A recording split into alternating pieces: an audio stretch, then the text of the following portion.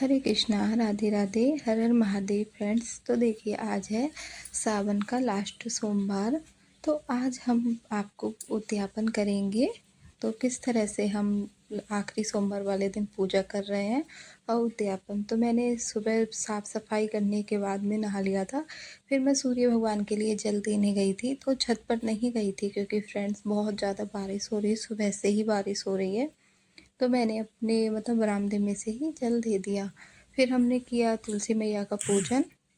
तो यहाँ पे तुलसी मैया का पूजन करने से पहले मैं यहाँ पर जैसे जहाँ पर आप तुलसी मैया रखी हुई हैं वहाँ पर आप हल्दी से या फिर गेरू से कोई भी रंगोली या स्वास्तिक या फिर कोई भी आप डिजाइन बना लें। उस जगह को साफ़ सुथरा कर लें। तुलसी गमले पे आप थोड़ा सा ऊंचाई पे रखें अपनी तुलसी मैया का जो गमला है उसको। तो हमारे नीचे हम इसलिए नहीं रखते हैं कुछ भी डिजाइन बनाते हैं क्योंकि सबके पैर पड़ ही जाते हैं। तो हमने एक टाइल्स का टुकड़ा यहाँ पे लगा रख लिया है, उसी पे हम अपने डिजाइन स्वास्तिक वगैरह जो भी बनाना रहता है वो बना देते हैं। फिर हमने जल चढ़ा दिया, उसके बाद में हमने वस्त्र रूपी कलावा चढ़ा दिया, फिर पुष्प चढ़ा दिए और तिलक लगा दिया। तो इस तरह से हमने तुलसी मैया का पूजन कर दिया है। दीप हम नहीं जलाएंगे क्योंकि काफ़ी उजाला हो गया है। दीप हम शाम के लिए जलाएंगे।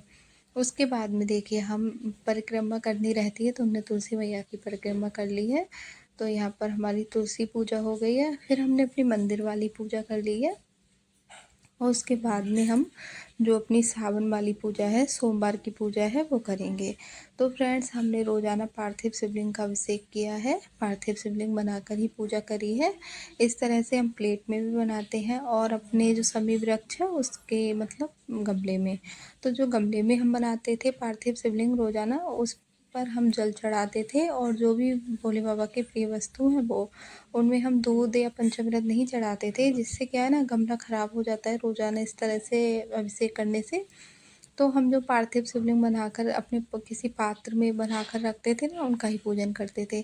तो सबसे पहले हमने अपने सभी भगवान जी के लिए स्नान करा दिया। मंदिर की साफ़ सफाई करने के बाद में स्नान कराया, वस्त्र पहनाए, इत्र सेवा दी, उसके बाद पुष्प चढ़ाए और ये सब चढ़ाने के बाद में दीप जला दिया और भोग लगा दिया। उसके बाद में हम करेंगे अब सावन की पूजा। तो फ्रेंड्स, अगर आप किसी कारण बस ये उद्यापन, जैसे आपने पूरे महीने का व्रत रखा है तब तो आपको पूर्णिमा वाले दिन ये उद्यापन करना होता है। और अगर आपने 4 सोमवार का ही व्रत रखा है तो आपको आखिरी, जैसे आज का सोमवार है इस दिन। लेकिन अगर आप किसी कारणवश आज उद्यापन नहीं कर पा रहे हैं, जैसे कुछ प्रॉब्लम्स हो जाती हैं उस वजह से, तो आप ये पूर्णिमा वाले दिन आज का उद्यापन कर सकते हैं। और अगर आपको पूर्णिमा वाले दिन कोई प्रॉब्लम जैसे आपको लग रहा है उस दिन आप कैसे करेंगे, तो वो उद्यापन आज कर सकते हैं। ठीक है, तो ये आप ऐसे देख लेना। तो हमने इसे परिवार पूरा बना लिया है। और हमने कार्तिकेय जी नहीं बनाए क्योंकि कार्तिकेय भगवान का पूजन करना हम औरतों के लिए निषेध है, तो इसीलिए नहीं बनाए हैं। तो हमने नंदी बाबा और भोले बाबा और गणेश भगवान और गौरा मैया, तो अलग से चौकी हमने नहीं, इस तरह से ही सफ़ेद रंग का वस्त्र बिछा के हम पूजा कर लेते हैं। अगर हम इसमें गणेश भगवान या गौरा मैया वगैरह नहीं बनाते तो हम अलग से अपनी फ़ोटो या जो उनके विग्रह हैं उनके लिए विराजमान करते। तो हमने ये पार्थिव शिवलिंग में ही सभी बना लिए हैं, इसीलिए हमने इनको आसन देते हुए, बेलपत्र का आसन देते हुए इनको ही बना लिया है। उसके बाद में सबसे पहले गणेश जी के लिए, आप जब भी इससे परिवार का पूजन करें तो पहले से परिवार का पूजन करना होता है, उसके बाद में भोले बाबा का।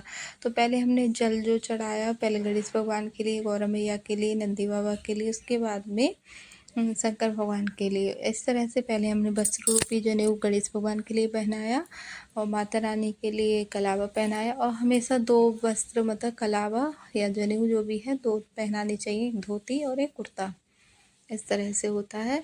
तो हमने फिर हमने रोली चंदन से तिलक किया। भोले बाबा पे रोली नहीं लगाते हैं तो उन पे हमने चंदन से लगाया और गणेश भगवान और गौरा मैया के लिए रोली चंदन से। फिर हमने यहाँ पे पुष्प चढ़ा दिए, अक्षत चढ़ा दिए और जब हमने अपनी शिवलिंग बनाई थी तो उनके ऊपर थोड़े से अक्षत चढ़ा दिए थे। और जब भी आप पूजा करें तो नमः शिवाय ओम आपको लगातार मंत्रों का जाप करते रहना है।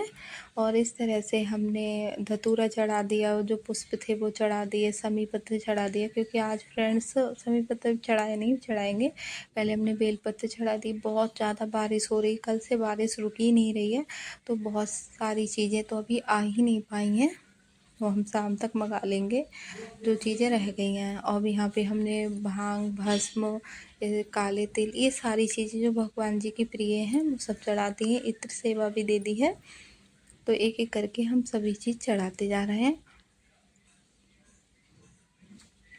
और आपको 108 मतलब चावल, जौ, मूंग, साबित मतलब कोई भी चीज़ आपको, गेहूँ, 108 दाने उसके चढ़ाने रहते हैं। फिर हमने मिठाई रख दी है, जल रख दिया है। फिर हम पढ़ेंगे सावन सोमवार की कथा, जो हम मतलब हर एक सोमवार के लिए पढ़ते हैं, तो सावन सोमवार की कथा पढ़ेंगे।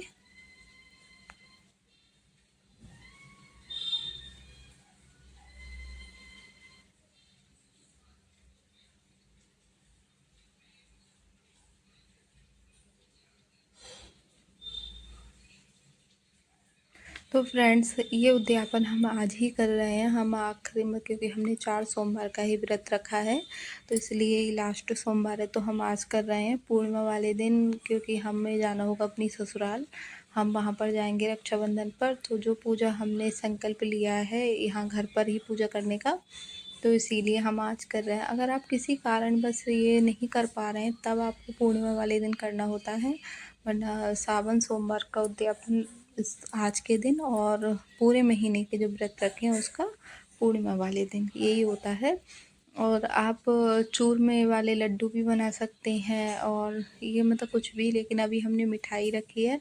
जब हम शाम के लिए पूजा करेंगे तब हम मतलब जो वो बनाते हैं पूड़ी वगैरह, वो बनाकर उनका भोग लगाएंगे।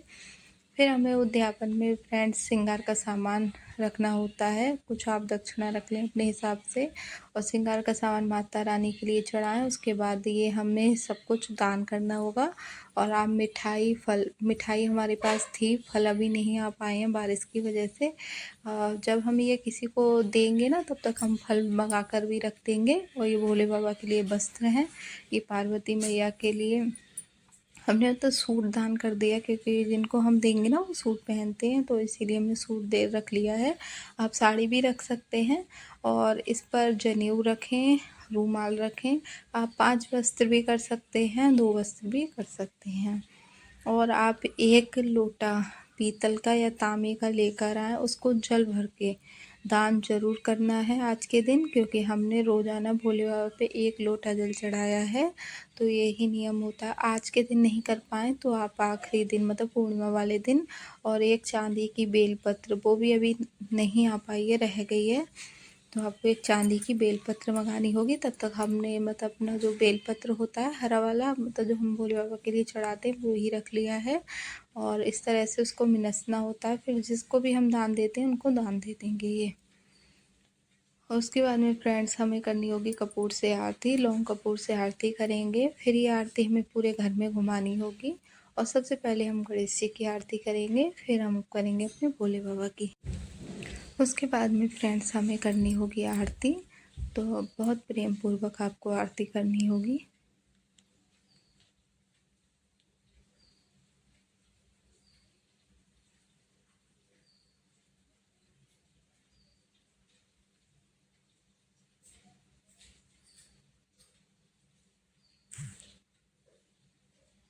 और कल है फ्रेंड्स एकादशी, तो हमें इस व्रत का पारण भी करना रहता है। हम कोई भी व्रत करते हैं तो उसका दूसरे दिन पारण करना होता है। तो कल आप 1 तुलसी दल लें और मतलब पानी लें, उससे आप पारण कर लें, क्योंकि कल कुछ खाना नहीं होगा, क्योंकि कल है एकादशी, इसलिए आप इस तरह से पारण कर सकते हैं। फिर हमने भगवान जी के लिए आरती दे दी और जल बार दिया, और हम ये पूरे घर में घुमाएंगे।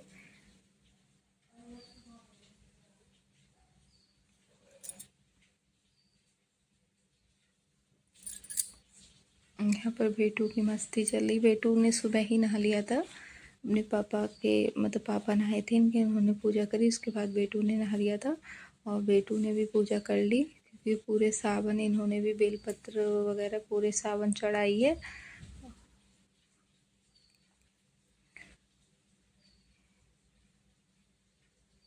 तो इस तरह से हमने पूरे घर में ये घुमा दी है आरती अपनी।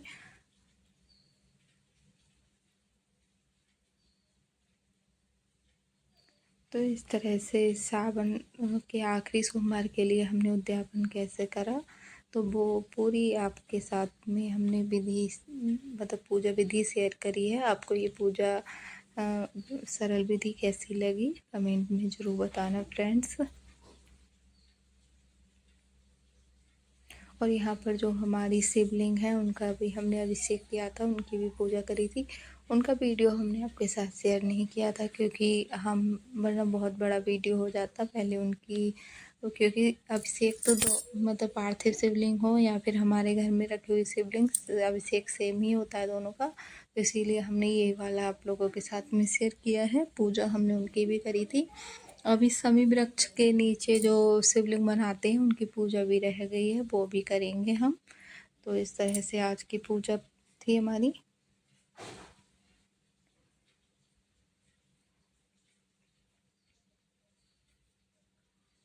और आप अपने हिसाब से ब्लाउज का पीस भी रख सकते हैं, एक अंगोछा भी रख सकते हैं।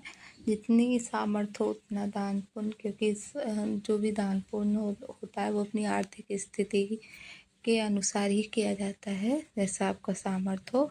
और देखिए हमारा मंदिर कितना प्यारा लग रहा है, क्योंकि कल हमने ना थोड़ी सी इसकी क्लीनिंग कर दी थी, वरना हमने सावन शुरू हुए थे तीज से पहले भी कर दी थी सावन, क्योंकि हम 8 दिन बाद इसकी क्लीनिंग कर ही देते हैं।